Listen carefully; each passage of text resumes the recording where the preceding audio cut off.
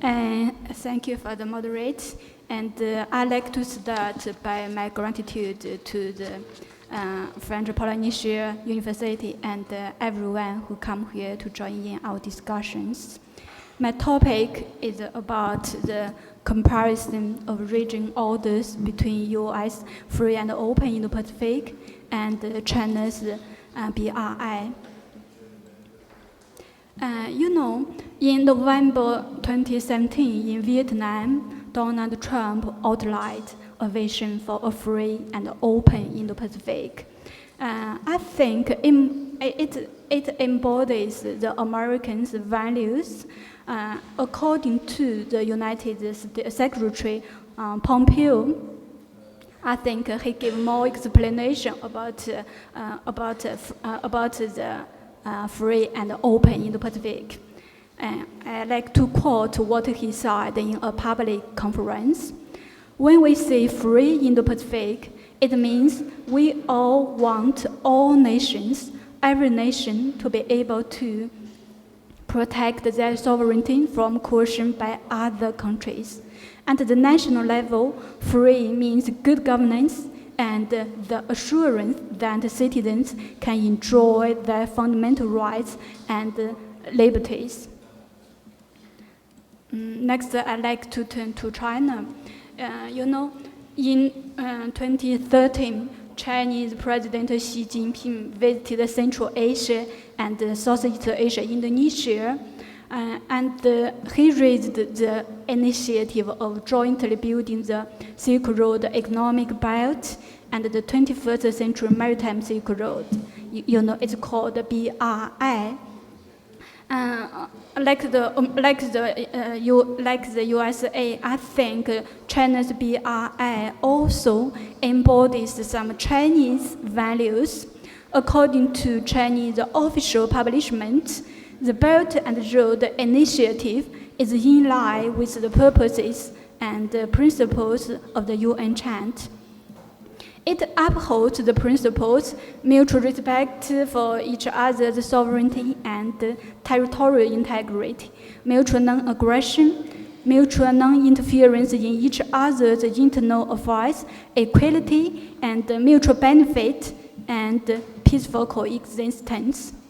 So, my question is, what's the difference between US and USA Indo-Pacific, free and open Indo-Pacific views and China's BRI views, especially in terms of regional orders? So we can find that the starting point of regional order between the USA and China is different. According to the USA, free and open Indo-Pacific Ocean. So it means this regional order consists of free, or we can say democratic countries. So what about the other countries? If a country is regarded as non-democratic, or we can say not free, so it means they will not be included in USA regional orders.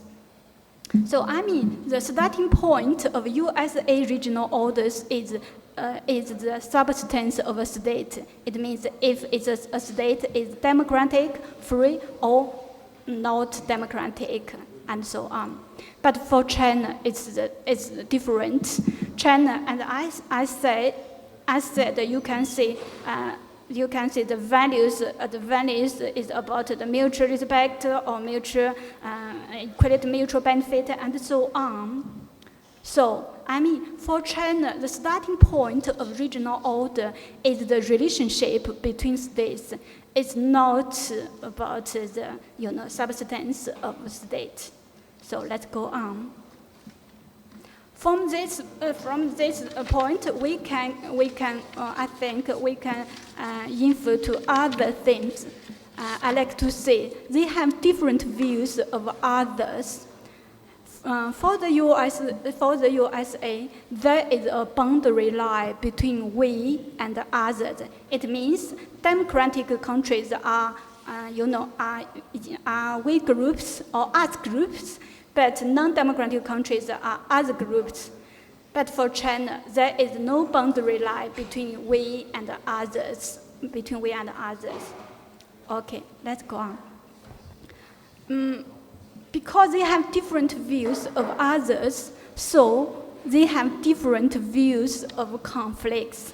For the USA, there is a boundary line between we and others.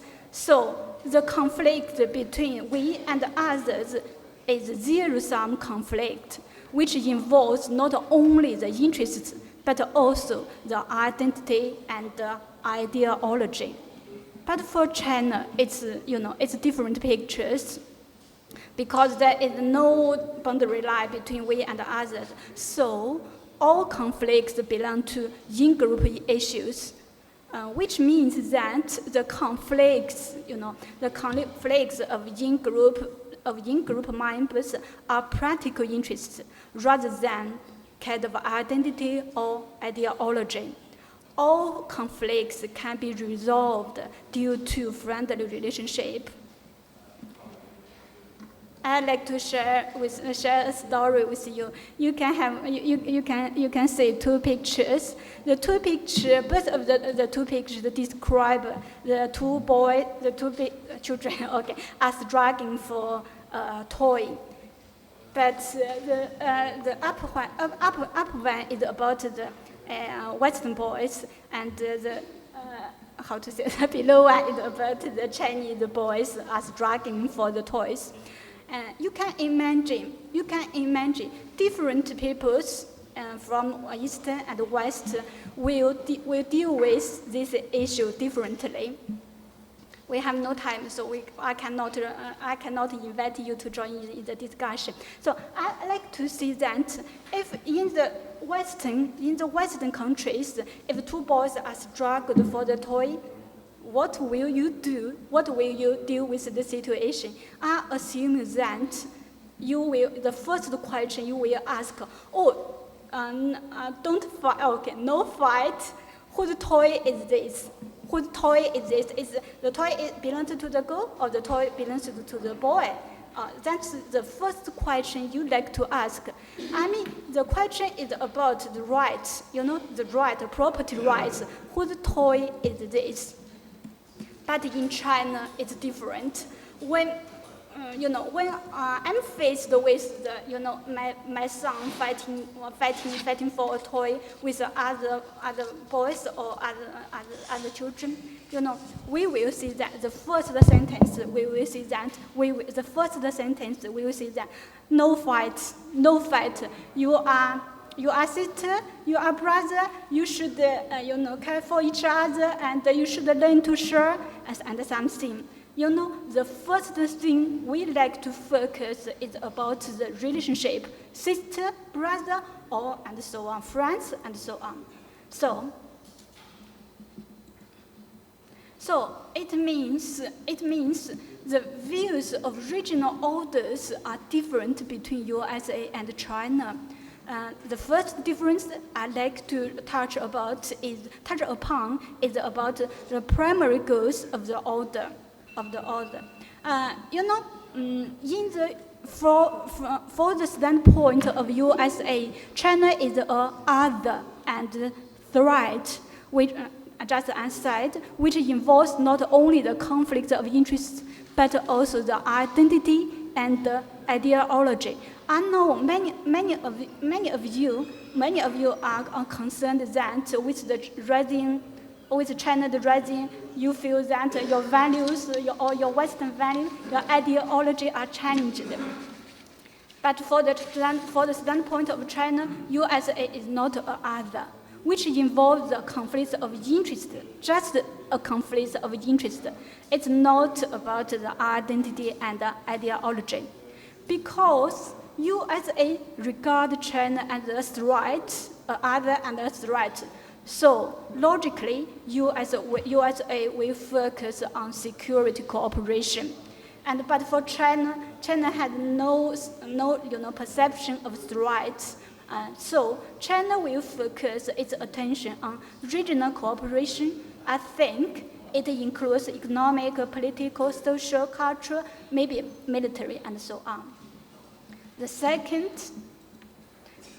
difference between the USA and China is about the role of the neighboring countries. For the USA, the neighboring countries, just like we can outline a number of US allies, but for China, all the countries, all the neighbor countries, just the partnership. China will not build allies with other countries. The reason is very simple, because no other means no enemy. No enemy, of course, it's not necessary for you to build an ally. The last one. The last one is about the difference of perception of itself. In the USA's regional orders, USA will regard itself as a hegemony, based on military strength because of the security cooperation and so on. But for China, it regards itself as a major power because all the regional orders are based on relational network. I have to stop here because the more I say, the more confused you will become. So thank you, everyone.